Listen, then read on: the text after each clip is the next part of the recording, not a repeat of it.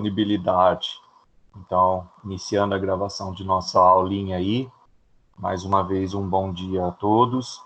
Hoje eu vou utilizar o segundo slide, o segundo PDF, que nós vimos falando sobre cabeamento estruturado.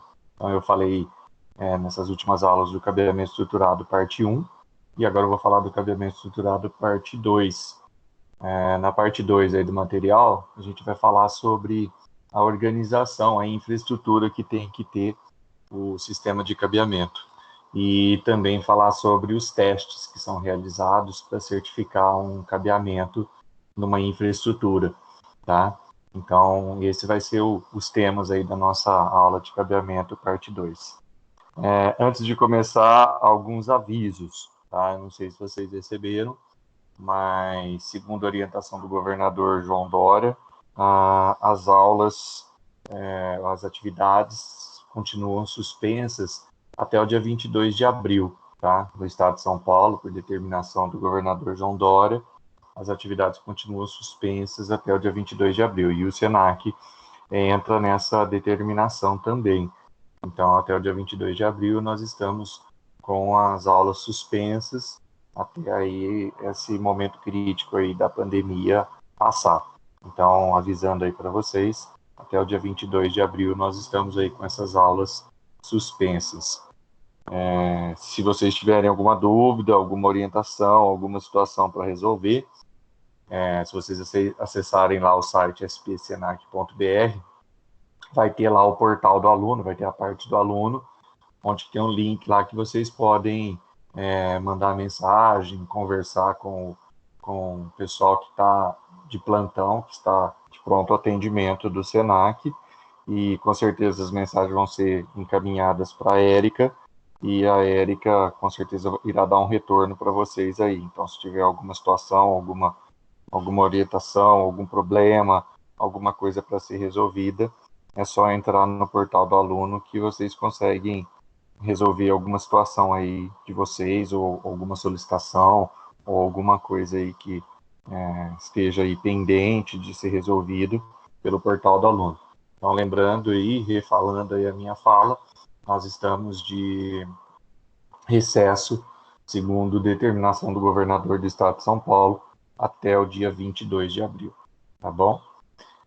Outro detalhe que vocês, não sei se vocês viram o link aí, que eu postei tanto no Edmodo como no Teams, eu consegui subir as nossas reuniões que a gente vinha fazendo aqui no Teams para o YouTube, tá? Então, já tinha os 2 vídeos do YouTube das correções do exercício, da última atividade passada em sala de aula do Pact Tracer, do dia 16 de março, e junto também eu subi as 4 reuniões que nós tivemos. A de hoje, a hora que terminar, eu já subo ela também junto com vocês aí, já passo também depois o link para vocês, porque o pessoal que às vezes tem dificuldade de acessar o Teams, ou às vezes o próprio pacote de dados permite vídeos do YouTube, não permite acessos à internet, por exemplo. Então tá lá também disponível o nosso bate-papo aí das aulas que estão acontecendo aqui através da plataforma do Microsoft Teams. Estão lá disponíveis para vocês. Então, caso queiram, podem se utilizar aí, ok? Alguma pergunta antes da gente iniciar?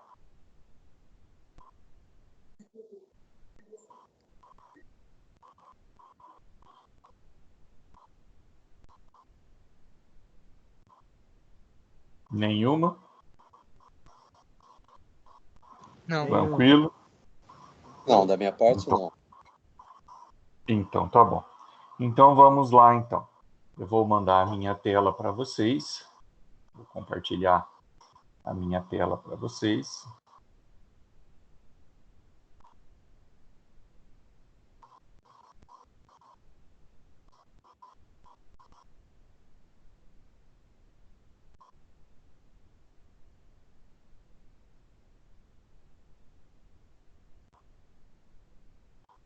Só um minutinho que eu não consegui.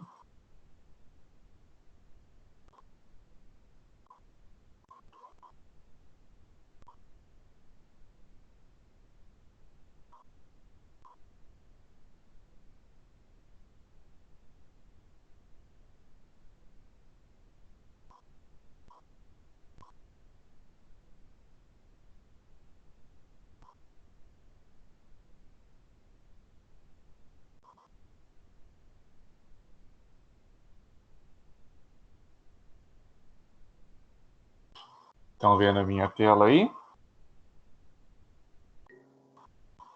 Agora sim. Sim. Tá. Então, nós vamos aí falar hoje, continuando falando sobre cabeamento estruturado, de uma norma importante. Nós íamos falando aí, basicamente, da norma 568C, que trata da parte do cabeamento em si, e agora nós vamos falar sobre a 569B, tá? A norma 569B é uma norma que vai tratar o quê?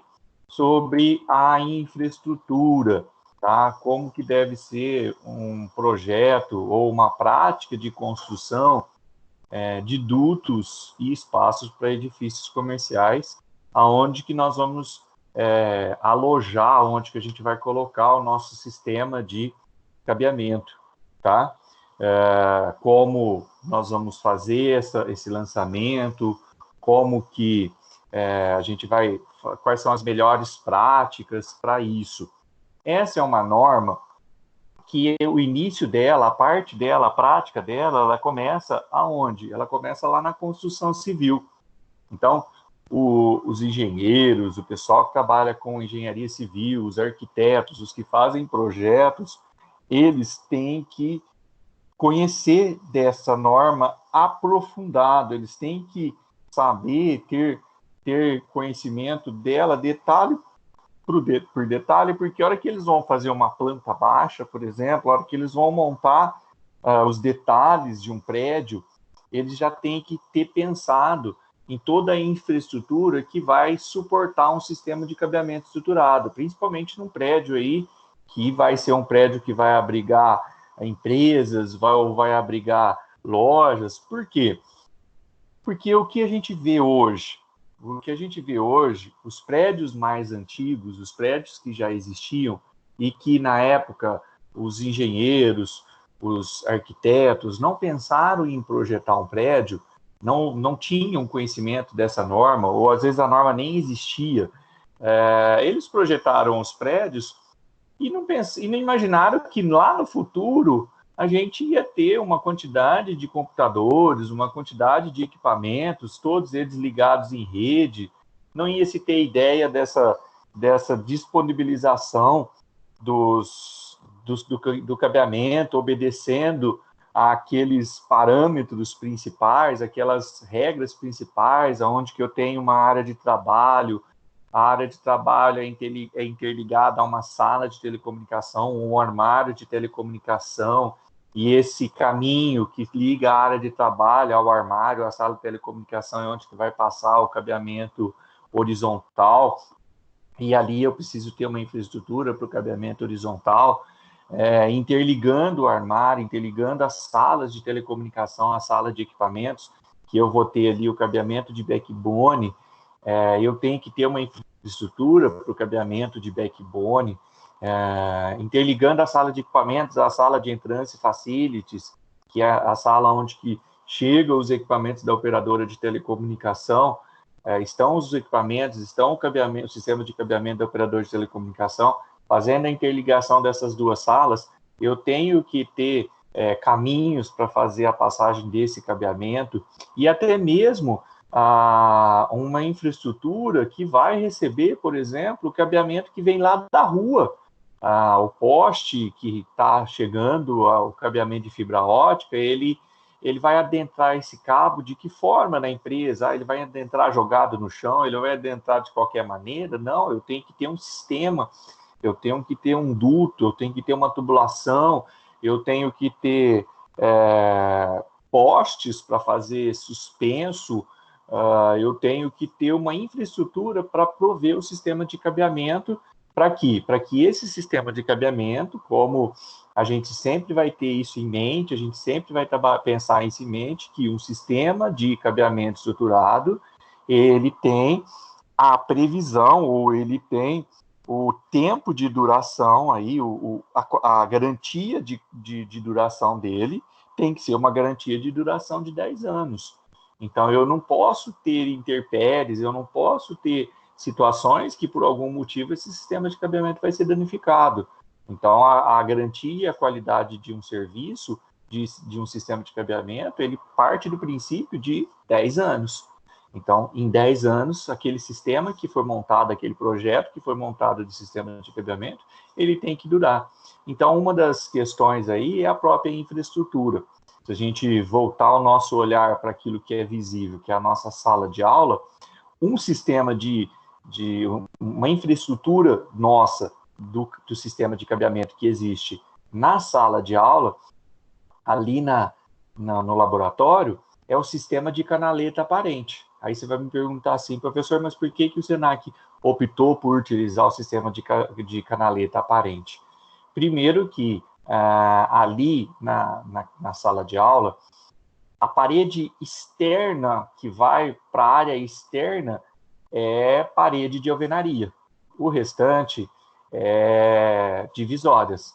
Então, quando eu tenho uma divisória, eu tenho uma dificuldade muito grande, por exemplo, de colocar dentro dessa divisória um eletroduto, uma tubulação, seja ela uma tubulação de ferro, ou seja ela uma tubulação de plástico, tá? Que obedeça a algum material, um PVC, por exemplo, eu tenho uma dificuldade muito grande.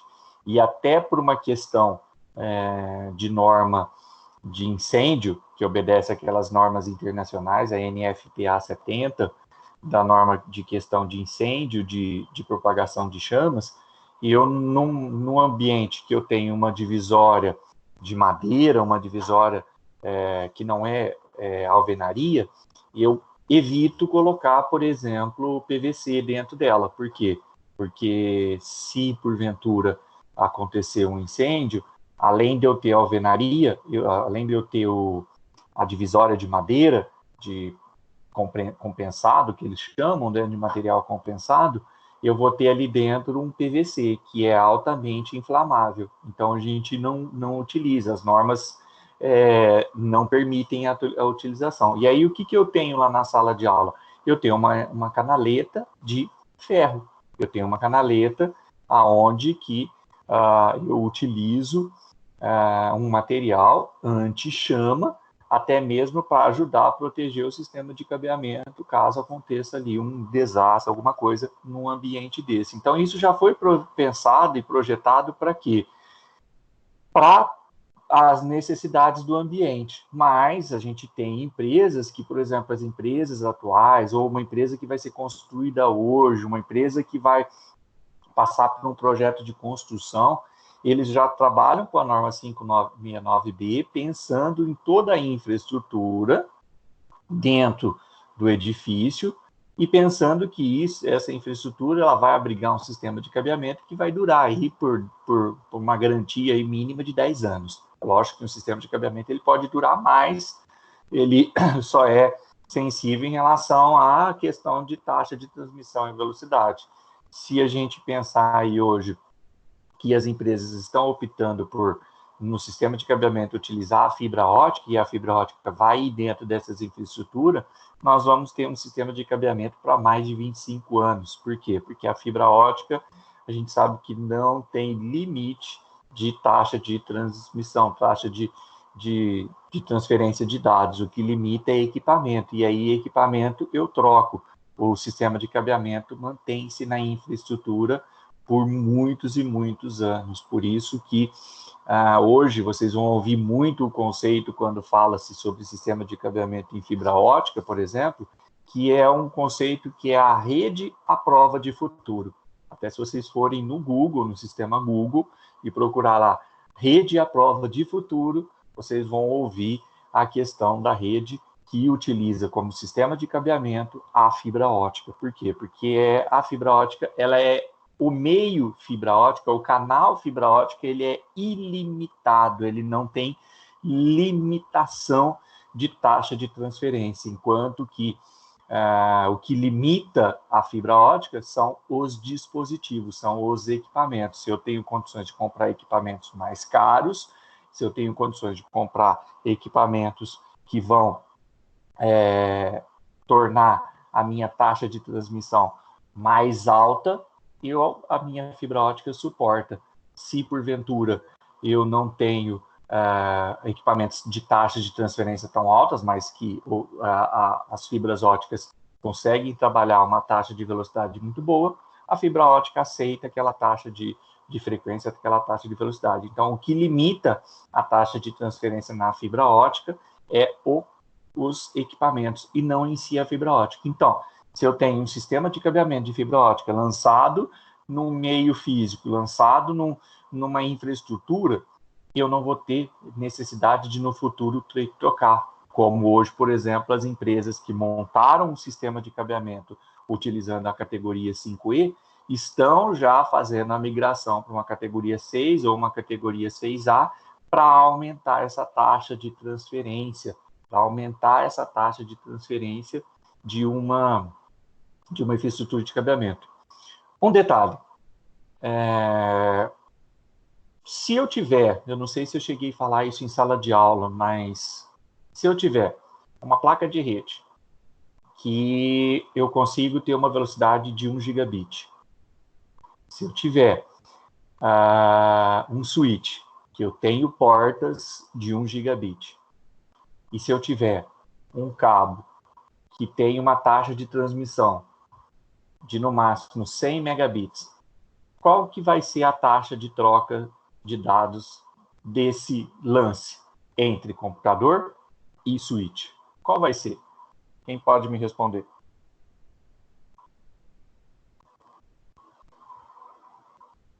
Cem megabits. Muito bem, 100 megabits. Por quê? Porque eu sempre vou trabalhar, ou os sistemas de comunicação sempre vão trabalhar na menor taxa de transferência. Por quê? Porque ele não tem condições de sobrecarregar o sistema de cabeamento para ele trabalhar a 1 gigabit, que é a velocidade da placa de rede do computador e que é a velocidade do switch, sendo que o sistema de cabeamento só consegue trabalhar a 100 megabits. Então, o que vai acontecer? As placas de rede elas vão convergir para 100 megabits. Então, é a mesma coisa que eu dizer que eu tenho uma Ferrari, só que por eu ter uma Ferrari, que eu atinjo altas velocidades, eu vou usar uma pista esburacada, que eu vou conseguir andar a 100 km por hora. Somente isso, e mais nada. Então, essa é a realidade aí hoje que a gente tem. Por isso que a fibra ótica, ela vem para quê? Para mudar esse conceito. Ela não é limitada à sua taxa de transferência, o canal, e sim os equipamentos. Bom, o que é importante a gente recomendar aí, então? Da norma 569B, nós vamos ver algumas características sobre construção civil. Então, lembrando que a área de trabalho, para ela ser chamada de área de trabalho, ela tem que ter uma medida aí aproximada de até 10 metros quadrados. Nessa medida de até 10 metros quadrados, nós temos que ter, no mínimo, 2 tomadas de telecomunicação. Tá? É lógico que recomenda-se instalar mais de 2. A gente nunca vai ter uma área de trabalho só com 2 tomadas de telecomunicação, a não ser, por exemplo, eu posso dizer que eu tenho uma área, eu posso chamar, por exemplo, ali a recepção, onde que eu só tenho uma telefonista, uma pessoa fazendo o atendimento, a recepção, eu só tenho a necessidade de ter uma mesa, uma mesa com um computador e um telefone. Eu posso chamar aquilo de uma área de trabalho? Eu posso chamar aquilo de uma área de trabalho. Aquilo, para o meu projeto, para o meu conceito de cabeamento estruturado, vai ser a minha área de trabalho. E ali eu vou ter no mínimo o quê? No mínimo 2 pontos. Então, 2 pontos de rede, ali já é chamado uma área de trabalho. E aí a gente vai pensar o seguinte, mas por que eu tenho que sempre chamar os ambientes de área de trabalho? Porque eu vou identificar essas áreas de trabalho. Então, eu vou identificar lá a telefonista como área de trabalho 1, área de trabalho telefonista, área de trabalho recepção, área de trabalho um código que eu vou dar para identificar isso. Depois eu vou, por exemplo, para um departamento financeiro. Então, eu vou ter a área de trabalho do departamento financeiro, onde que eu vou ter lá, sei lá, 20 computadores, 30 computadores, 2 impressoras, sei lá, eu vou ter N pontos de rede. E aí esse local é uma segunda área de trabalho, a qual eu dou um nome, eu dou uma identificação. Por quê? Porque eu preciso, por exemplo, se eu chegar numa sala de telecomunicação, onde que eu tenho ali pet pens, onde que eu tenho suítes, onde que eu tenho os meus racks, eu preciso saber, por exemplo, de onde está vindo o sistema de cabeamento, de onde está vindo aquele feixe de cabeamento. E aí, naquele cabeamento, vai estar identificado a partir de um código, a partir de um nome, a partir de uma identificação que você vai dar, qual é o local, qual é a área de trabalho que está vindo aquele determinado cabo. Porque imagina você chegar atrás de um rack, por exemplo, e você vê lá um feixe de 20, 30 cabos de rede que está vindo de uma área de trabalho específica, está chegando na sua sala de telecomunicação ou no seu armário de telecomunicação, e você não sabe de onde está vindo isso. Por quê? Porque não tem identificação naquele cabeamento. Ou a identificação não identifica exatamente qual área de trabalho que é. Então, é por isso que a gente, num projeto, a gente dá nomes às áreas de trabalho, ou dá um código a essa área de trabalho, ou a gente dá uma descrição depois a partir de um código nessa área de trabalho para a gente saber de onde que aquele cabeamento vem vindo. Então, a área de trabalho é o local onde que a gente vai sempre atender essa necessidade, tá? O que a gente pode utilizar? Quais são os elementos de infraestrutura quando a gente vai pensar, por exemplo, em um percurso horizontal, onde que o cabeamento está vindo na horizontal, onde que esse cabeamento está, por exemplo, se eu estou trabalhando com um prédio de andares, esse cabeamento está em linha horizontal. Quais são os meios que nós podemos utilizar? Bom, nós podemos utilizar aquilo que a gente chama de esteiras suspensas. O que seria uma esteira suspensa? Eu acho que eu não tenho imagem aqui, mas depois eu mostro para vocês.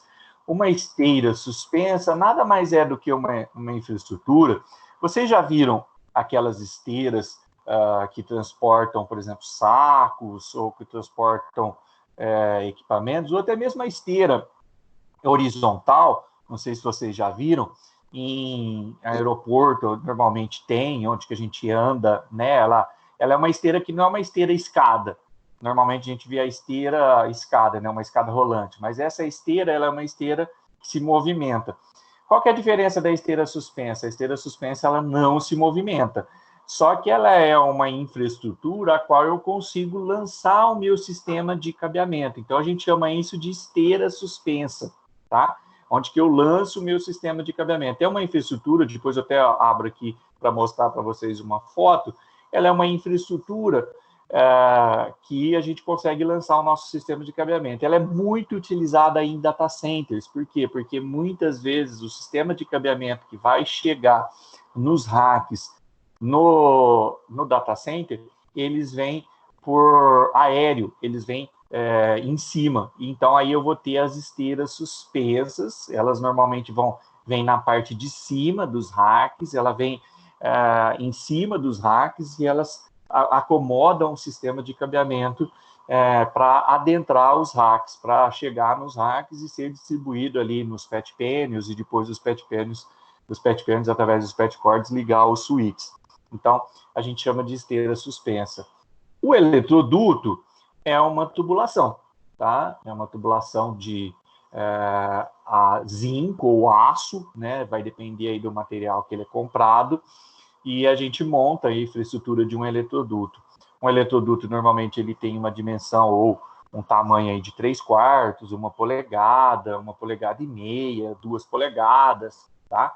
Então, aí é uma tubulação. Normalmente, essa tubulação ou ela vem no chão, ou ela vem, por exemplo, embutida na parede. Ela é uma tubulação, ou ela pode vir até aparente. Ela tem alguns modelos que a gente consegue manter ele aparente, desde que não fique tão feio, né? Desde que não fique tão o projeto não inferiore, vamos assim dizer, não descaracterize o ambiente, tá? A malha de distribuição de piso, tá? A malha de distribuição de piso é uma malha que vai vir embaixo do piso falso, tá? Então, é aquilo que eu falei na aula passada, a aula de ontem. Eu tenho um piso falso, o piso falso ele é chamado assim porque embaixo dele eu tenho uma malha de distribuição de piso. E essa malha de distribuição de piso, ela fica embaixo do piso falso, do piso elevado. Uma malha de distribuição de teto que vai ficar sobre o forro falso, tá? Do mesmo jeito que eu tenho piso falso, eu também tenho um forro falso. E em cima desse forro falso, eu vou ter uma malha de distribuição de teto. E eu vou ter aquilo que a gente chama de canaletas aparentes, que é aquilo que a gente tem na nossa sala de aula. Aí você pode estar se perguntando assim, mas professor, nós, quando vamos trabalhar com rede, ou quando nós formos trabalhar com cabeamento, nós que vamos ter que montar a infraestrutura do percurso horizontal do sistema de cabeamento? Não, vocês não. Vocês vão contratar uma empresa, vocês vão contratar um profissional que vai montar um sistema ou uma infraestrutura para vocês utilizarem o sistema de cabeamento, para vocês montarem o sistema de cabeamento. Só que eu preciso conhecer, só que eu preciso saber quais são as formas que nós temos para trabalhar com o sistema de cabeamento, para acondicionar o sistema de cabeamento, que é onde que a gente vai ter aí esses elementos que eu falei. O que eu tenho que pensar em todos esses elementos? A quantidade e o tamanho dos cabos. Lembrando que o tamanho dos cabos, nós estamos falando na bitola. Um cabo de bitola 24 AWG, ele é um pouco mais grosso que um cabo de bitola 26 AWG. Professor, ele é um pouco mais grosso? Sim, ele é um pouco mais grosso. Um cabo de 24 AWG significa que ele foi processado menos que o de 26 AWG. Então, significa que o de 26 AWG ele é um pouquinho mais compacto em relação ao de 24 AWG. Então, a hora que a gente monta lá um feixe de cabos de 24 AWG, eu tenho um tamanho desse feixe, tá? Que é determinado pelo tamanho do cabo, tá? E aí eu tenho que pensar também no seguinte, eu vou colocar lá, por exemplo, uma canaleta aparente. A canaleta aparente, eu tenho que pensar, bom, se nessa canaleta vão passar ali 10 cabos, que vão ser 10 ligações de cabeamento horizontais para interligar 10 equipamentos, amanhã eu vou ter a necessidade de aumentar a quantidade de equipamentos aqui nesse ambiente? Eu tenho capacidade para esse ambiente de hoje eu tenho 10 equipamentos, então hoje eu tenho 10 cabos, 10 cabos que são 10 cabeamentos, 10 cabos horizontais, 10 cabos que estão saindo dali, estão chegando no armário, estão chegando na sala de telecomunicação. Só que amanhã pode ser que o gerente peça para colocar mais 10 máquinas ou mais 5 máquinas. A estrutura da canaleta aparente ou a estrutura do eletroduto, ele tem condições de abrigar mais 10 cabos, mais 10 cabos de rede que vão ter lá os seus tamanhos e as suas características de espessura. Então, aí é isso que também a gente vai pensar. É isso que a gente vai auxiliar muitas vezes a quem vai fazer um projeto, por exemplo, de sistema de cabeamento da infraestrutura. Olha, vocês vão chamar uma empresa de engenharia, ok. Aqui hoje nós vamos ter a necessidade de ter 20 cabos que vão ligar 20 máquinas. Só que pode ser que pelo tamanho da sala, pela organização da sala, pela organização do ambiente, pela organização da área de trabalho, eu venha ter a necessidade de aumentar essa quantidade de cabos no futuro.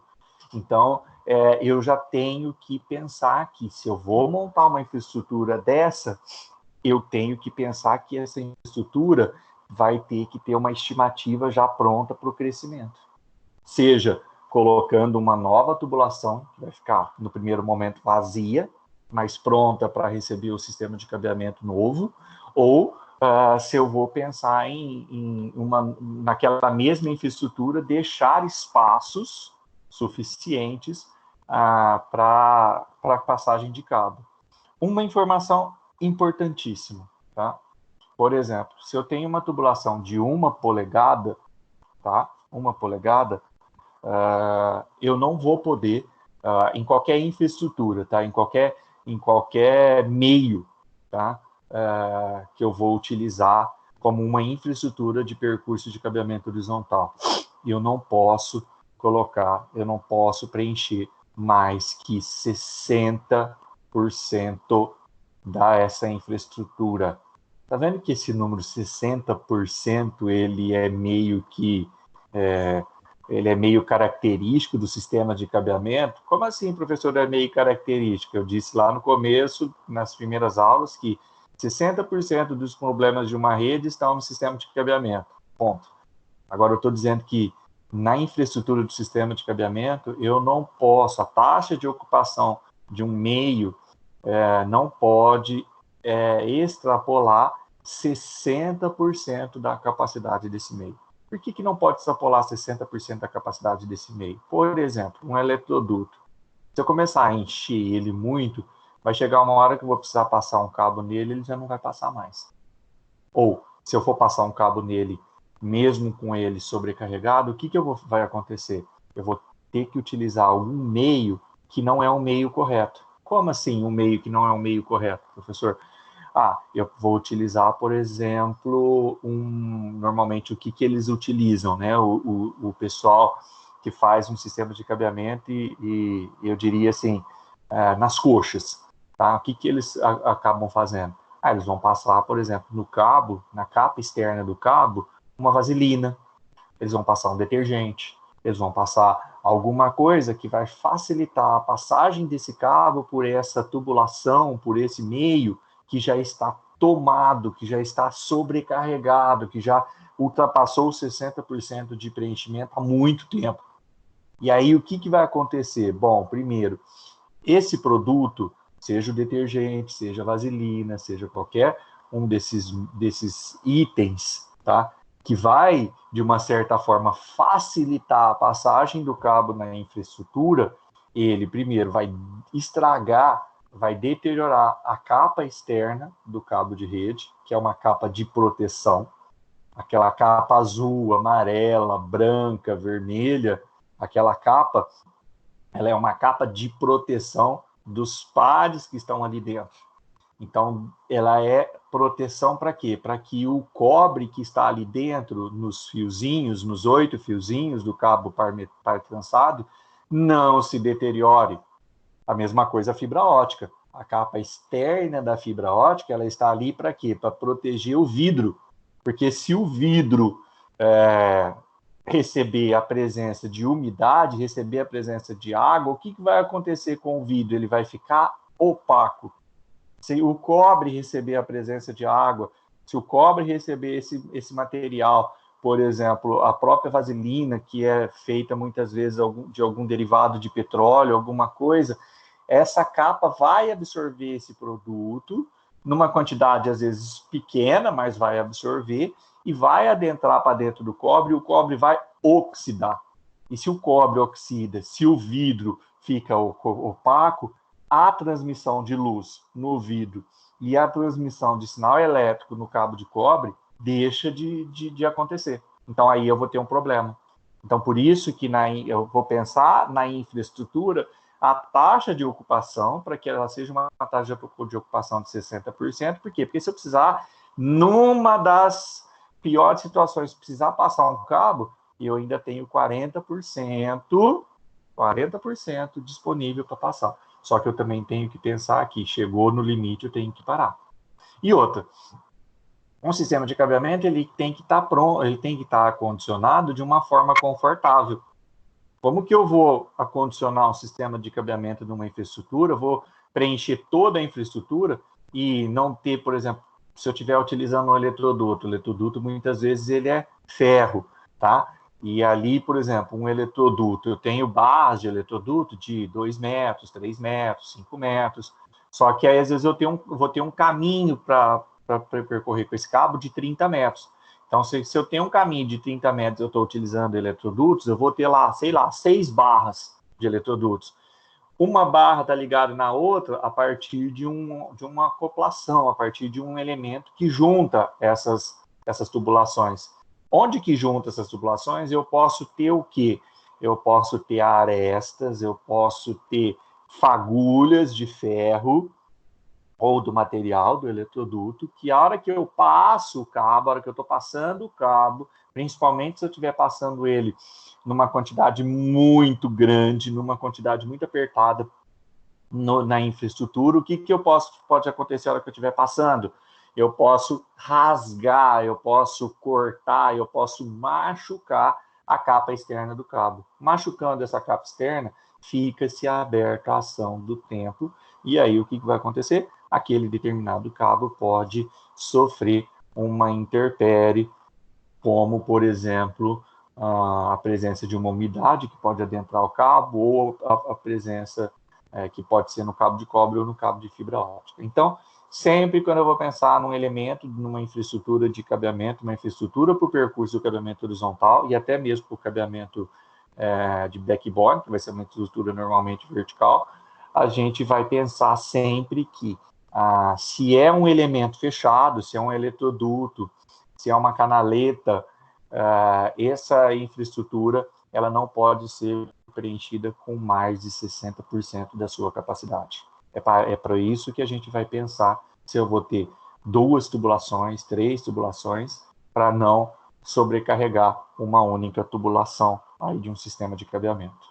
Tá? Bom, os eletrodutos, então eles têm algumas regras, tá? Então quando a gente utiliza, isso a norma que diz, quem é engenheiro conhece isso, então quando ele faz um projeto ele tem que pensar nessa forma, tá? O eletroduto ele é utilizado em instalações embutidas, podendo ser metálicos ou não, pode ser de PVC, vai obedecer a questão da questão de segurança de incêndio, pode ser rígido ou flexível, tá? Então pode ser um PVC bem rígido, ferro, né, aço, ou pode ser um material flexível, como uma tubulação de PVC, ou aqueles mesmos que a gente encontra, por exemplo, hoje em casas de material de construção, aqueles amarelinhos, aqueles pretinhos, que são flexíveis, que a gente consegue fazer curvas, tá? Aí vem uns detalhes, tá? Quais são os detalhes, ou quais são fala que são exigências, tá? Entre curvas ou caixas de passagens, tá? Deve ter um máximo de 30 metros. Isso acontece no Senac, depois eu mostro para vocês o dia que a gente tiver presencialmente. Então, quando eu tenho, saindo ali da sala, o cabeamento que sai ali da sala, dos racks, eles passam por uma tubulação no chão, tá? E aí, onde que a gente vê essa tubulação? A gente vê as caixas de passagem, são recortes quadrados que existem no chão ali do Senac. Onde que vocês ficam ali em frente às salas ali, esperando a gente chegar, esperando a gente abrir? Ali no chão tem alguns recortes quadrados e dá para a gente desenhar, só de olhar essas caixas de passagem, dá para a gente desenhar quais são os caminhos que os cabos fazem para chegar até a sala de equipamento, tá? Então, o que diz aí? O comprimento do duto entre curvas ou caixas de passagem deve ser no máximo de 30 metros. Isso quer dizer, a cada 30 metros eu tenho que ter uma caixa de passagem. Por que eu tenho que ter uma caixa de passagem quando eu estou utilizando eletroduto? Porque como ele está na terra, ou como ele está no chão, ou ele está numa parede, ou ele está numa infraestrutura que eu não estou vendo como está a passagem do cabo, eu preciso ter uma caixa de passagem que vai conduzir. Então, o que acontece? Uma pessoa fica na caixa de passagem, a outra fica lá na entrada da tubulação e fica guiando esse cabo. Por que fica guiando esse cabo? Porque, às vezes, pode acontecer do cabo torcer, pode dar uma torção. E você não percebeu isso. Se você estiver sozinho na passagem de um sistema de cabeamento, se você estiver fazendo sozinho, você pode deixar dentro da tubulação uma torção do cabo. E esse cabo torcido, ele recebeu uma torção, ele automaticamente ali ele vai ter um problema. Ele vai ter um problema de natureza de transmissão de dados. E aí essa transmissão fica comprometida. Então, é importante que quando eu tenho aí lances de 30 metros, eu tenho caixas de passagem, tá? Recomenda-se uma caixa de passagem a cada 10 metros.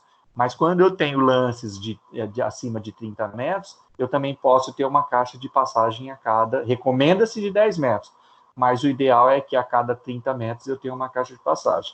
E também, por exemplo, onde que eu tenho curvas. Se eu olhar para a sala ali, saindo da sala, eu vou seguir até como se eu estivesse seguindo reto ali na biblioteca, né? Como se eu fosse reto ali para a biblioteca. E aí, a hora que eu chego ali na escada ali, eu tenho uma curva à direita. Eu tenho uma curva à direita. Ali nessa curva, eu tenho que ter uma caixa de passagem. Por quê? Porque eu vou ter uma curva. E nessa curva, eu vou fazer a passagem do cabo de uma caixa, de um caminho, para outro caminho. E nessa curva, eu tenho uma caixa de passagem, por quê? Porque também o cabo ele não pode ficar esticado nessa curva. Ele não pode ficar esticado porque ele pode ficar danificado. Então, é importante aí sempre obedecer isso. Então, olha lá, utilize no mínimo dutos de 1 polegada e, na prática, evite lances com mais de 2 curvas de 90 graus. Então, por exemplo, lá no Senac, saindo das salas, saindo dos laboratórios, eu tenho, no máximo, 2 curvas de 90 graus até chegar na sala de equipamentos. Os dutos sempre devem acomodar todos os tipos de cabos, tá? E aí ele vai dizer o dimensionamento, tá? Desses dutos aí. Aqui não está especificado os 60%, mas tem aí um outro dizer aí, aqui, ó. O raio interno de uma curva deve ser no mínimo 6 vezes o diâmetro do duto, tá? Não é aqui. Deixa eu ver. Aqui é mais a questão das curvas. Um detalhe aqui, quando eu vou utilizar eletroduto, tanto para a parte elétrica como para a parte de dados, dentro do eletroduto tem que ter uma divisão interna, tem que ter um separador, tá? Que separa o cabo elétrico do cabo de dados. Então, tem uma divisão interna dentro desse eletroduto, caso eu vou passar tudo junto. Normalmente, a gente faz 2 dutos, um para a parte elétrica e outro para a rede de dados, para não haver nenhum tipo de ruído da rede elétrica no sistema de cabeamento. Elementos de firing stopping. O que é a integridade de elementos de firing stopping? Quando a gente sai de um ambiente e vai para outro ambiente, naquele eletroduto, a passagem daquele eletroduto, eu jogo um produto que a gente chama de firing stop, ou eu aplico um produto que é o firing stop. O que é o firing stop? Normalmente o firing stop é uma espuma anti-chamas, ou ela é uma tampa anti-chamas, que faz a interrupção. Se porventura, por exemplo, o cabeamento pegar fogo, se naquela sala houver um incêndio e o cabeamento pegar fogo, e porventura esse cabeamento transmitir ou propagar chamas, a hora que ele chega no elemento fire stopping, o elemento fire stop para as chamas, para o fogo. Depois eu mostro para vocês o que é um elemento fire stop. Normalmente é uma espuma que a gente joga, é uma espuma que a gente compra em spray, igual aqueles spray que a gente usa desengripante, alguma coisa do tipo assim, né? E aí a gente joga na tubulação quando ela está passando de um ambiente para outro. Normalmente é muito utilizado isso em shoppings, em aeroportos, em ambiente de grande circulação, aonde que eu vou ter, por exemplo, lá numa tubulação, eu vou ter de um ambiente para outro, eu tenho a utilização do fire stopping para que não seja incendiado. O fire stopping ele é um produto que só serve para parar o fogo mesmo, tá? Ele não impede depois no futuro de você desmanchar, porque ele não vai virar um concreto, ele não vai virar uma massa dura. Ele vai ser um elemento que amanhã, por exemplo, se eu precisar mexer nesse sistema de cabeamento e tirar esse sistema de cabeamento desse duto aí, é bem simples e ele não impede a estrutura disso, tá bom? Aqui também ele vai dizer as medidas, tá? Isso daqui é mais informação para a leitura de vocês. As caixas de passagem não devem ser menores do que 50 milímetros de largura, 100 milímetros de altura e 50 milímetros de profundidade. Então, eles dizem aí exatamente como que deve ser as caixas de passagem, tá? A malha de distribuição de piso, então, uma malha de distribuição de piso é uma malha que vem embaixo do piso, tá? Então, eu tenho um piso, na verdade, eu tenho o contrapiso, né, que a gente chama, né, na construção civil, o contrapiso, que é o concreto. Aí eu monto a malha de distribuição de piso, e em cima dessa malha de distribuição de piso eu ponho um piso falso. Normalmente esse piso falso vai ser emborrachado ou ele vai ser um outro tipo de material. Só que o sistema de tubulação está aqui, ó, nessa malha de distribuição embutida de piso. Então eu coloco aqui. Essa malha de distribuição de piso, ela pode ser de 2 níveis. Por que 2 níveis? Porque no primeiro plano eu coloco o sistema de cabeamento, no segundo plano eu coloco a parte de rede elétrica, ou vice-versa, tá? Por quê? Porque eu separo fisicamente a rede elétrica do sistema de cabeamento, tá bom? A malha de piso falso ou piso elevado, então eu tenho aqui, ó, aqui é o piso, então imagina aqui é o desenho do piso, ó, aqui é o piso, e embaixo do piso eu tenho um sistema para acondicionar o cabeamento estruturado. Olha como que ele fica bem organizadinho aqui. Então esses vermelhos aqui é o sistema de cabeamento, todo organizadinho. E veja que a uma distância a gente fecha, né? A gente lacra esse cabeamento aqui com um velcro. A gente junta os feixes com o velcro. E aí eu tenho aqui, ó, a organização. O que é legal dessa malha de piso elevado, né, muito encontrada em locais onde eu tenho uma grande quantidade de cabeamentos, principalmente em data centers, ou em salas onde eu tenho muitos equipamentos, empresas, por exemplo, que utiliza call center, empresas que eu tenho muita disponibilidade de hardwares, de computadores, de equipamentos. Às vezes vocês estão vendo muitas notícias aí, eu acompanho muito, por exemplo, a CNN agora, a CNN Brasil, e vejo a quantidade de computadores que está ali para atender a reportagem, o jornalismo, e aí eu vou um pouco à frente, eu fico imaginando como que é a infraestrutura de sistema de cabeamento numa empresa dessa. Então, com certeza ali utiliza-se, ó, um piso elevado, e embaixo desse piso elevado eu tenho todo um sistema de cabeamento. E aí, a hora que eu vou fazer manutenção num sistema de cabeamento, o que eu faço? Essas placas aqui, elas são extraídas, elas são retiradas. Eu tenho, por exemplo, tem alguns modelos que eu tenho até, parece aquele equipamento que a gente desentope pia, sabe? Aquele sucção, sim. A gente faz uma sucção na tampa, né? Nessa peça inteira aqui do piso elevado, levanta ela e aí a gente chega no sistema de cabeamento. Então, se eu precisar passar um novo cabo, ou se eu precisar fazer a manutenção num cabo que já está ali pronto, que já está ali lançado, eu utilizo um sistema de cabeamento de malha de piso falso, tá?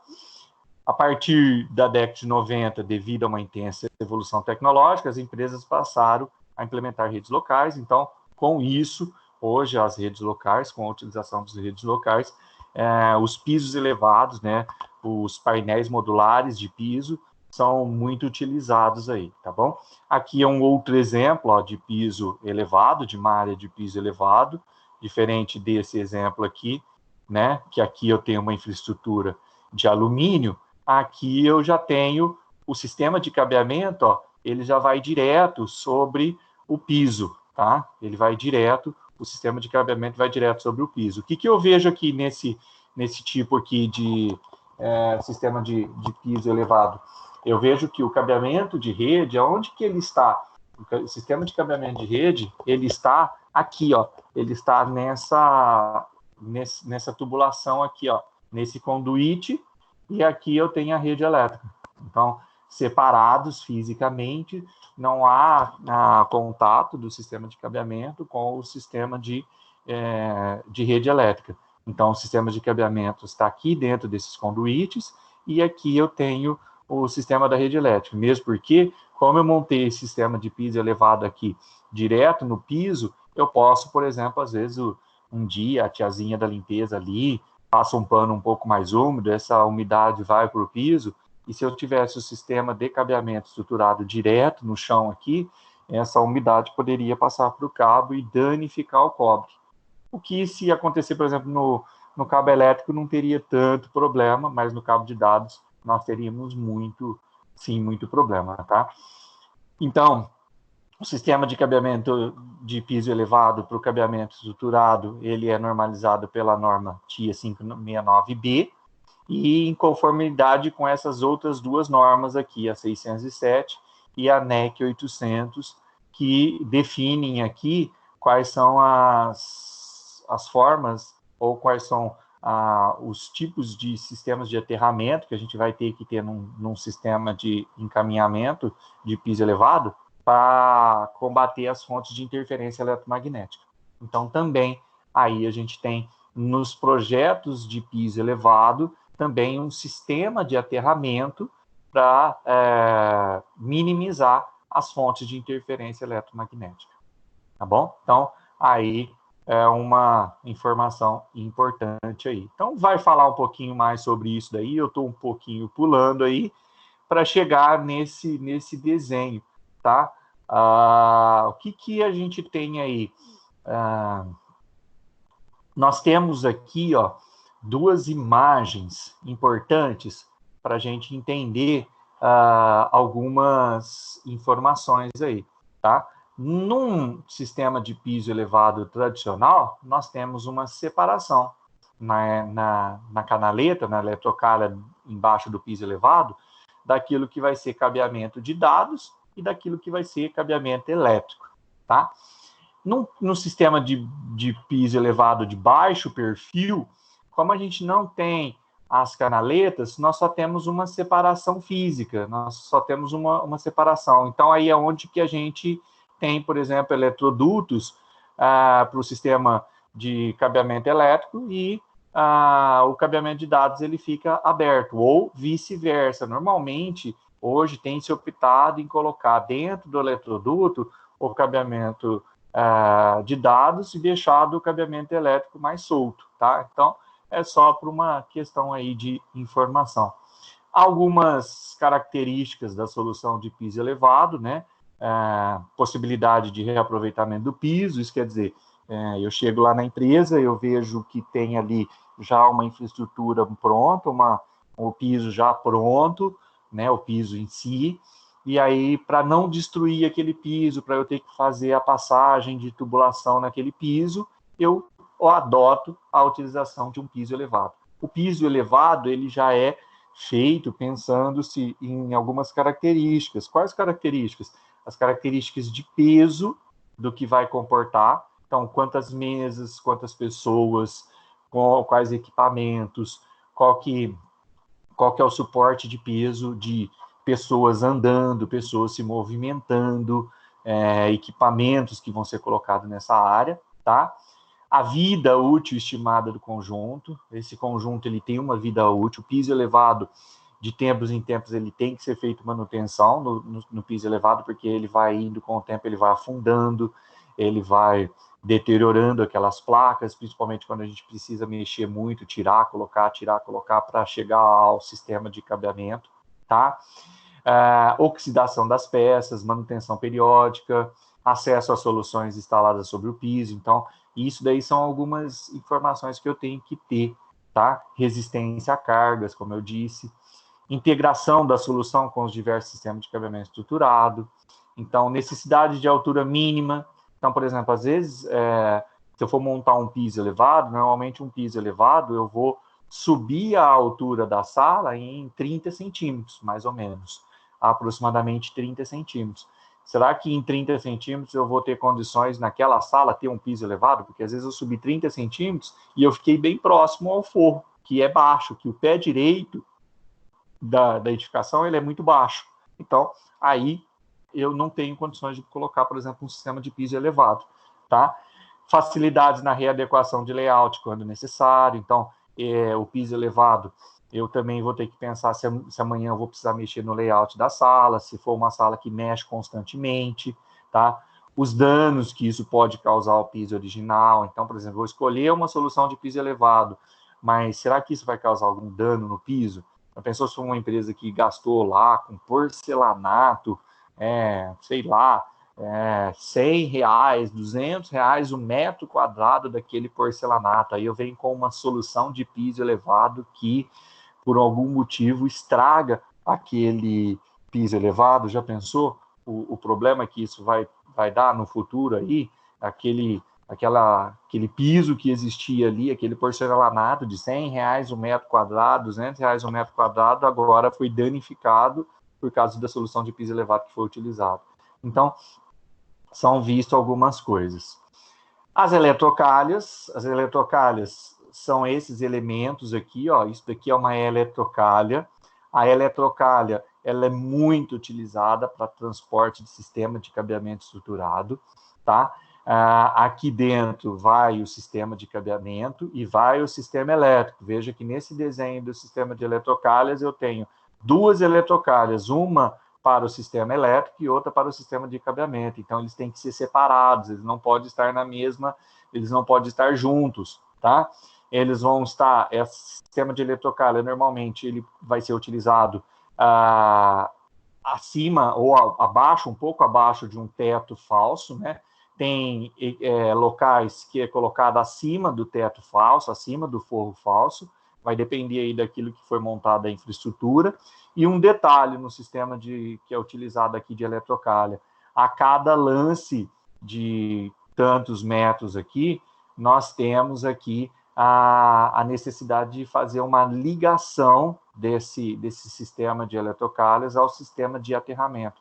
Então, a cada parte aqui do sistema de eletrocalha, a gente aterra ele no sistema, tá? Então, a gente faz uma ligação ao sistema de aterramento. Por quê? Porque a eletrocalha, por ela ser um material de aço galvanizado, muitas vezes ela é um elemento que conduz muitos campos eletromagnéticos, e isso pode interferir no sistema de cabeamento que estiver passando aqui, tá bom?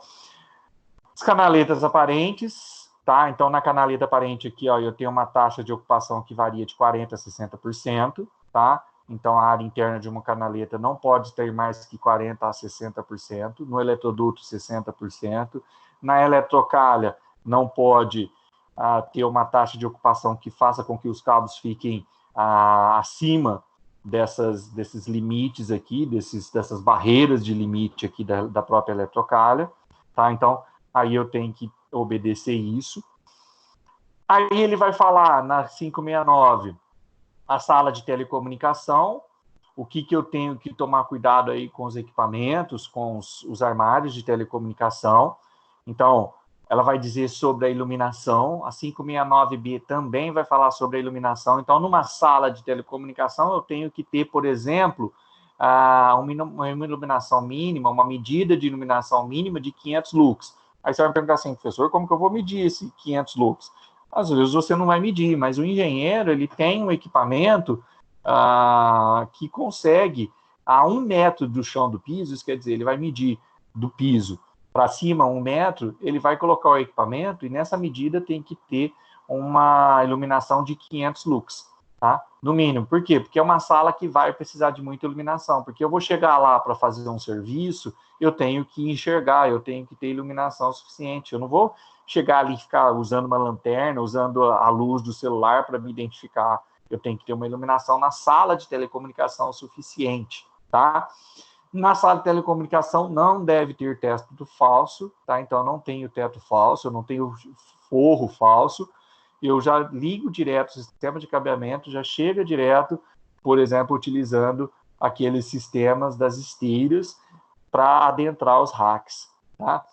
Tem que ter, no mínimo, uma parede coberta com madeiras, que permitam a fixação de hardware de conexão. Então, por exemplo, eu tenho ali uma parede que pode ser de madeira, onde que eu vou fixar alguns elementos. Por exemplo, eu vou fixar um rack, eu vou fixar um gabinete desse modelo aqui. Então, eu vou ter uma parede, por exemplo, de madeira, que vai facilitar. Um detalhe importante aí da sala de telecomunicação é a medida da porta. a porta ela não pode ser uma porta, por exemplo, de banheiro. Você sabe por que uma porta de banheiro? Normalmente, quando a gente compra uma casa ou um apartamento, a porta de banheiro, muitas vezes, ela tem uma medida ali de 70 centímetros, tá? Eu tenho que ter, no mínimo, na sala de telecomunicação, uma largura de 910 milímetros. Por quê? Porque ali eu vou passar equipamentos. Ali eu vou passar racks. Ali eu vou montar uma infraestrutura. Muitas vezes eu vou montar essa infraestrutura, dependendo do tamanho da sala de telecomunicação, fora, e vou adentrar com ela já pronta para dentro da sala de telecomunicação. Então, normalmente, obedece-se essas medidas, 910 milímetros de largura por 2 metros de altura, e ela tem que ter a sua porta, a porta da sala de telecomunicação, ela não abre para dentro, ela abre para fora. Tá? Então, ela abre para fora por quê? Porque aí eu ocupo menos espaço dentro da sala, eu não vou ter que ter aquele espaço de abertura da porta que eu perco dentro da sala. Por quê? Porque eu estou fazendo a abertura dela para fora. Aí ele vai dizer que deve ter, no mínimo, 2 tomadas de força. É claro que a gente vai ter muito mais. Tá? As tomadas devem ser colocadas na parede em intervalos máximos de 1,8 metros. Então, uma distância de uma tomada 8 de 1,8 metros. Deve sempre acessar a sala de telecomunicação, o sistema de aterramento do prédio. Então, ele tem que ter um sistema de aterramento ali ligado ao sistema de aterramento. Aí ele vai dizer algumas medidas que a norma vai dizer, isso é só por uma informação e por conhecimento, tá? E na sala de telecomunicação não deverá ter distribuição elétrica. O que é não ter distribuição elétrica? Eu não vou ter ali dentro da sala de telecomunicação um quadro de energia, tá? Então, por exemplo, se eu tenho um quadro de energia, esse quadro de energia não pode estar dentro de uma sala de telecomunicação. Ele não pode estar dentro de um ambiente de sala de telecomunicação. Vou dar um exemplo para vocês que eu costumo sempre dar para os meus alunos no curso Furukawa, né, de cabeamento estruturado. Um dia eu estava andando, e eu sou muito observador em sistemas de cabeamento, e aí eu cheguei num supermercado aqui em Ribeirão Preto, um supermercado famoso, um supermercado de alto nível, e aí eu cheguei numa salinha, era uma salinha bem pequena, onde que a gente fazia a troca de vasilhames. A troca de vasilhames para fazer a compra da cervejinha do final de semana. E aí o que aconteceu? Nesse local onde que a troca de vasilhames, que era uma salinha bem, bem pequena, e que pelas medidas obedeceria muito bem a ali ser uma sala de telecomunicação, no fundo da salinha, quase que já encobertas por caixas de vasilhames, né, por caixas de Coca-Cola, por caixas de cerveja, já quase encoberto, existia um rack. E o rack estava funcionando, os equipamentos que estavam dentro do rack estavam funcionando. E aí eu olhei e falei assim, nossa, isso é uma subutilização muito mal feita. Por quê? Porque se ali eu tenho um rack, ali eu tenho um sistema de telecomunicação, ali eu tenho um switch, ali eu tenho equipamentos, ali eu tenho cabeamento que está chegando ali naquele rack, naquele equipamento. Um dia que um serviço nesse supermercado parar, um dia que, por exemplo, os caixas pararem, eles vão ter uma dor de cabeça tão grande, porque que primeiro, só para o tempo de acessar esse rack, vai ser o tempo que eles vão ter que tirar aquelas caixas de cerveja, desocupar essa salinha e aí depois a chegar ao rack. Fora os perigos, né? Fora os problemas, porque uma sala onde que eu tenho ali o armazenamento de garrafas de refrigerante, que normalmente sobram açúcar, e que vão vir baratas, podem vir ratos, nós temos um grande problema na parte do sistema de cabeamento hoje com ratos. Por que um grande problema? Porque o rato, ele muitas vezes encontra no sistema de cabeamento estruturado, no cabeamento, um meio que ele tem para roer e sobreviver. Porque o rato, ele sobrevive quando ele rói. Ele vive porque ele rói. Porque se ele não roer, o dente dele cresce e impede dele se alimentar. E aí o que ele faz? Ele tem que roer. ele rói para danificar o dente dele, para diminuir o tamanho do dente dele. Então, muitas vezes, quando a gente se depara aí com um ambiente desse, que a gente tem a ideia que pode acontecer a invasão de uma praga, a praga, a primeira coisa que ela vai fazer para ela sobreviver, principalmente um rato, é destruir o sistema de cabeamento. E aí eu tenho ali um problema do sistema de cabeamento ser destruído pelo rato, eu tenho ali um equipamento danificar e até eu conseguir chegar ou acessar e trocar, eu vou ter uma dor de cabeça muito grande. Então, a hora que eu olhei aquela situação, eu falei, nossa, completamente errado essa situação, tá bom?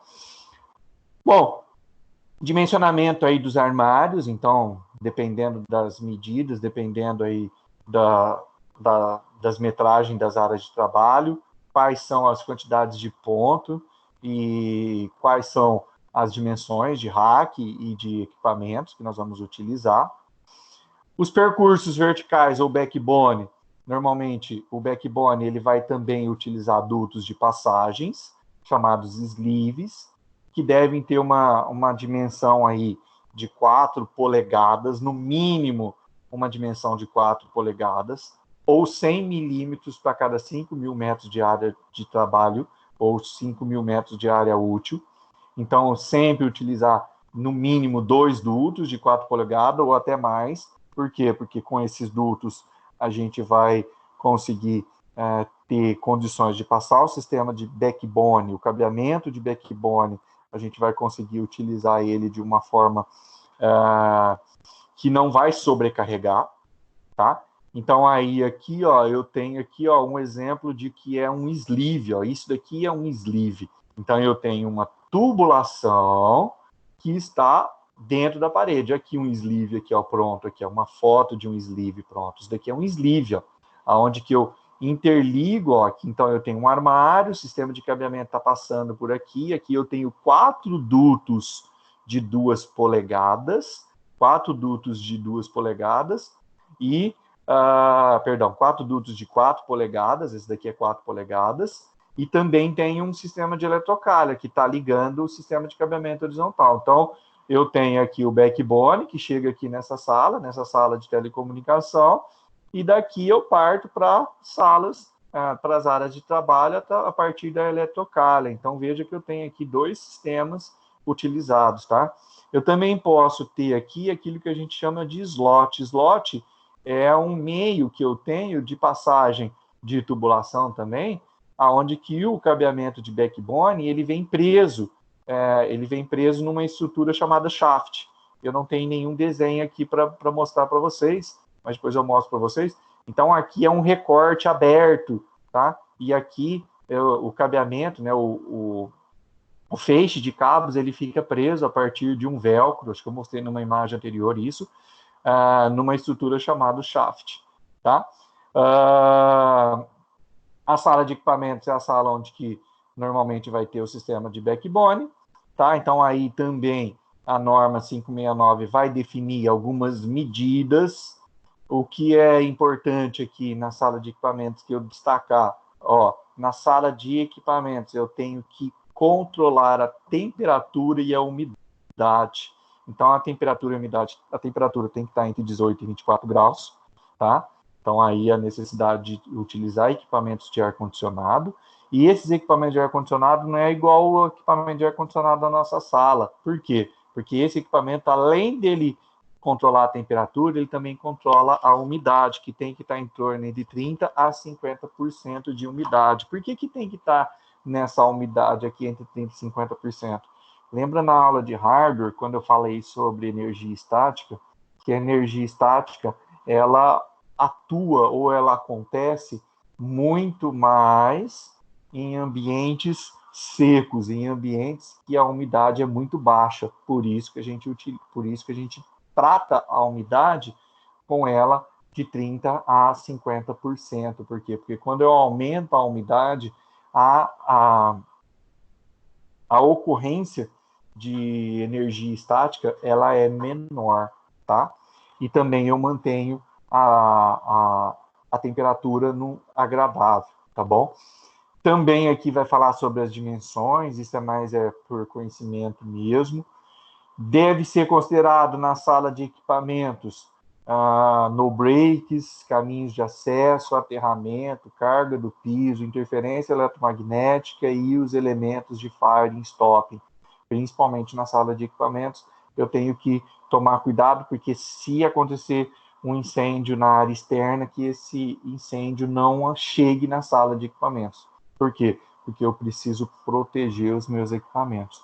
Às vezes, o equipamento não pega fogo, mas a fumaça corrosiva do material que pegou fogo pode danificar um equipamento, pode danificar, pode estragar um equipamento. Às vezes ele não pegou fogo, às vezes ele não queimou, só que aquela fumaça preta ou aquela fumaça cinza escura adentrou para a sala de equipamentos, porque não tinha um sistema de firing stopping, e aí o que aconteceu? Aconteceu de danificar o equipamento. E aí eu vou ter um prejuízo muito maior. Por quê?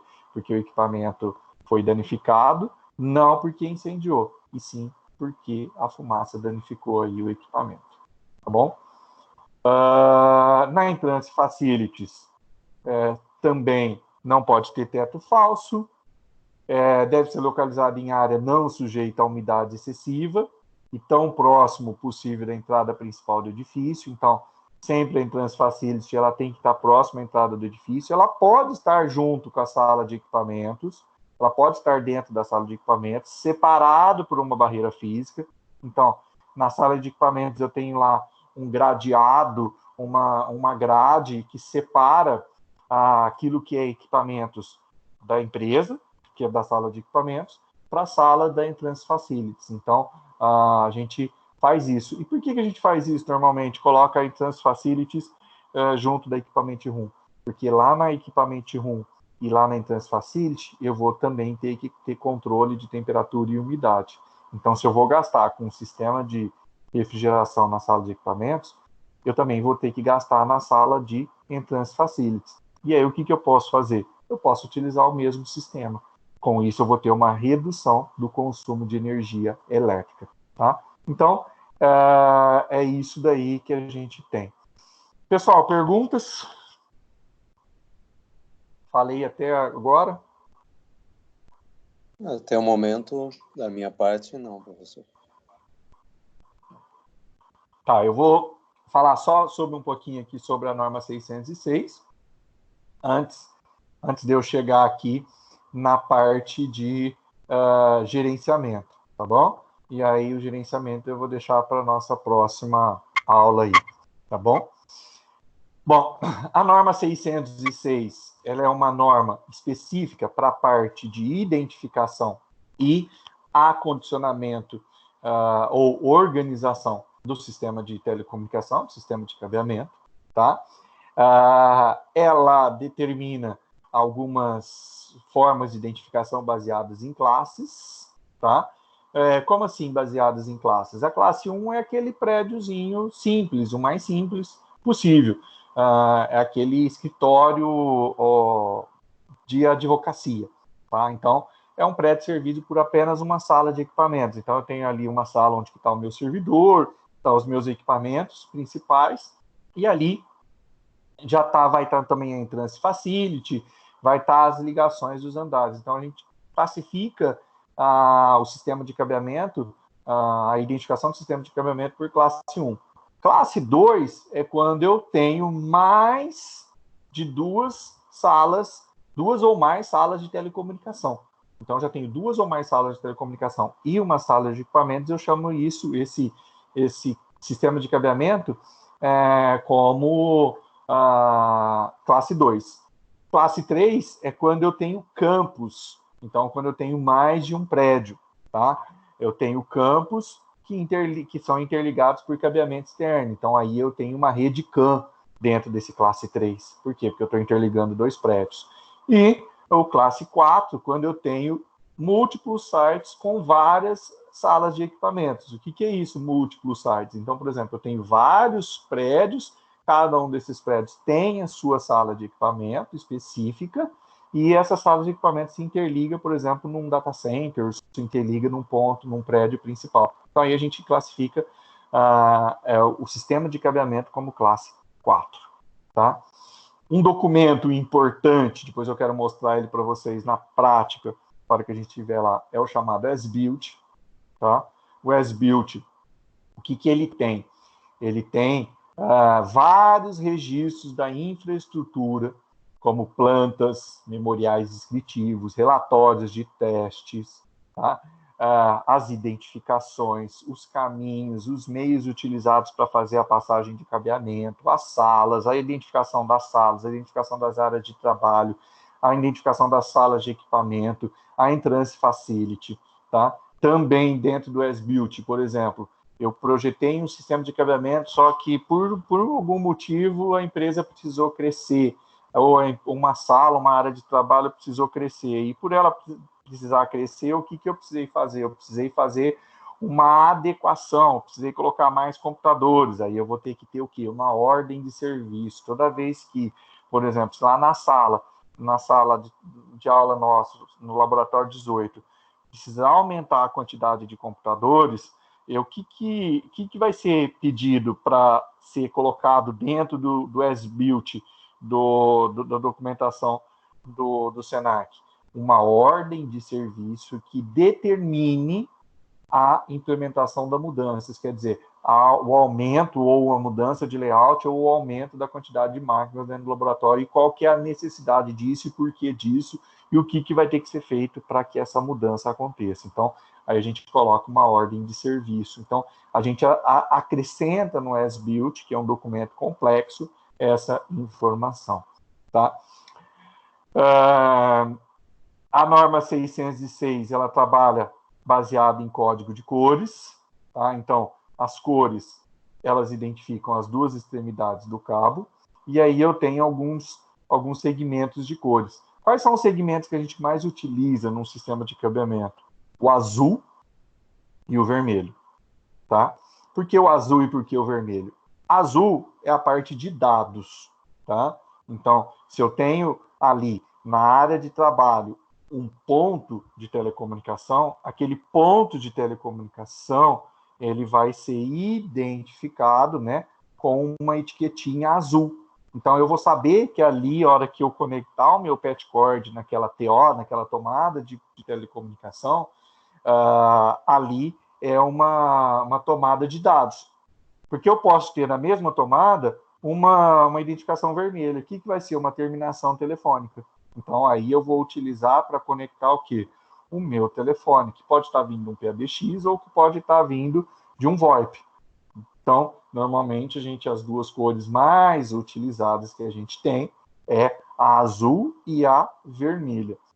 Também eu vou encontrar, às vezes, sistemas de cabeamento que está fazendo a manutenção ou a organização de sistemas de alarmes, de manutenção, de segurança, por exemplo, sistema de câmeras. O sistema de câmeras vai utilizar a cor, identificação de cor amarela.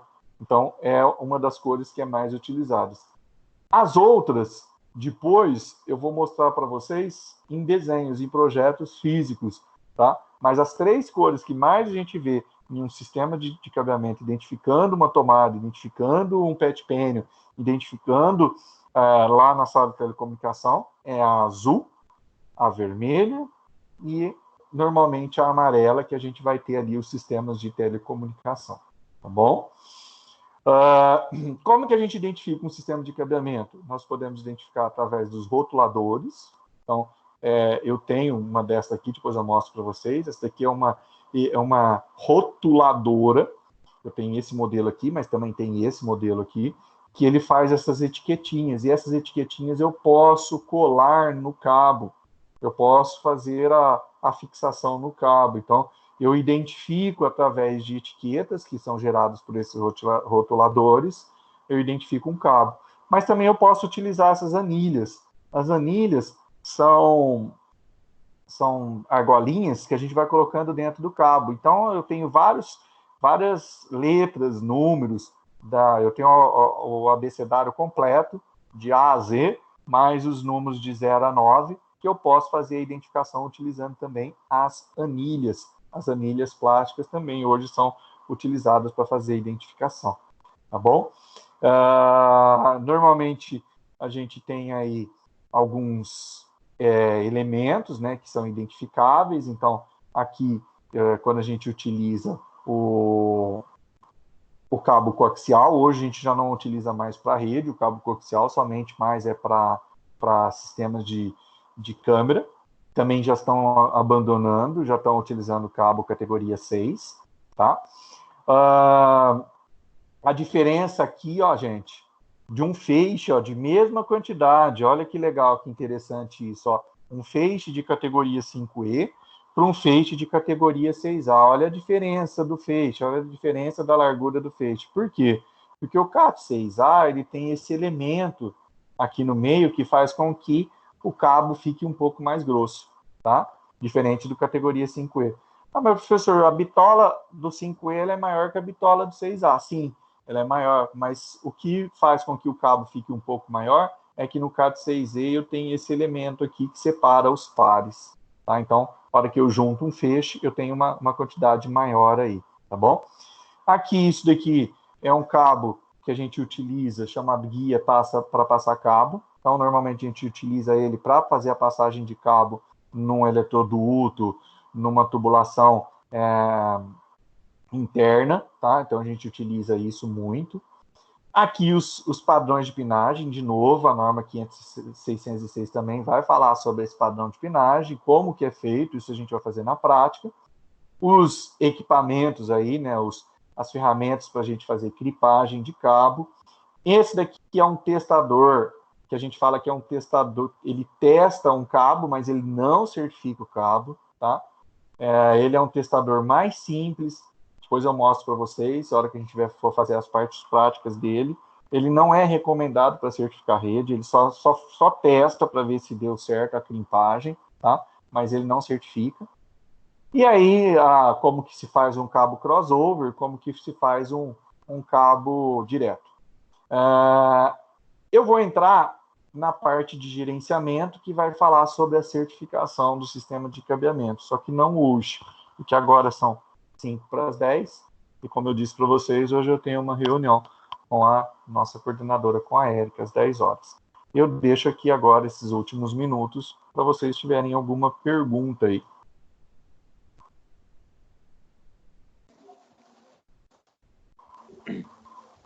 Não, eu especificamente não tenho nenhuma pergunta hoje não, professor. Obrigado. Nenhuma pergunta? Nenhuma. Restante do pessoal? Não, que não. Nenhuma? Então tá bom. Então, eu vou parar por aqui hoje. Nós nos vemos na segunda-feira, novamente, porque amanhã aula do Bruno, quinta e sexta aula do Cristiano, né? E aí, sexta é feriado, né? Sexta eu imagino que não deva ter aula, mesmo à distância. Imagino que o Cristiano não deva fazer nada com vocês. Mas na segunda-feira nós retomamos aí. Hoje eu vou ter agora uma reunião com a Érica, e se tiver alguma novidade, eu peço para o Bruno ou para o Cristiano mandar alguma coisa aí para vocês, mandar alguma coisa. Marcelo Matheus, apenas avisando que assista aí depois, houve um previsto. Desculpa, sem problema. Não, deixa eu ver. Até mais. Pessoal, então depois eu vou disponibilizar também, igual eu fiz, essa videoaula no YouTube, no canal do YouTube, e mando o link para vocês, que às vezes fica mais fácil para vocês assistirem pelo YouTube do que assistir por aqui. Pois não, Marcos, você ia fazer alguma colocação? Então, a reunião de segunda fica 8h30 ou 9 horas? Ou ficam segunda às 9. Segunda às 9. Segunda às 9. Ok. E de terça às 8h30, porque eu tenho que parar às 9 por causa da reunião. Entendido, então. Ok. Entendeu? Obrigado. Por nada. Bom, pessoal, então, como a gente às vezes não vai se falar mais essa semana, uma boa semana para vocês. Continuem de quarentena. Para quem celebra a Páscoa, uma boa Páscoa. Eu sei que vai ser uma Páscoa difícil, para mim vai ser porque não vou estar com meus familiares, não vou conseguir estar com a minha família, mas tentaremos estar via recursos tecnológicos. Uma feliz Páscoa a todos vocês e segunda-feira a gente nos encontra novamente aqui por esse meio, tá bom? Se tiverem alguma dúvida, se tiverem alguma pergunta, pode mandar por aqui ou pode mandar no Edmodo, que eu acesso e respondo para vocês, tá bom?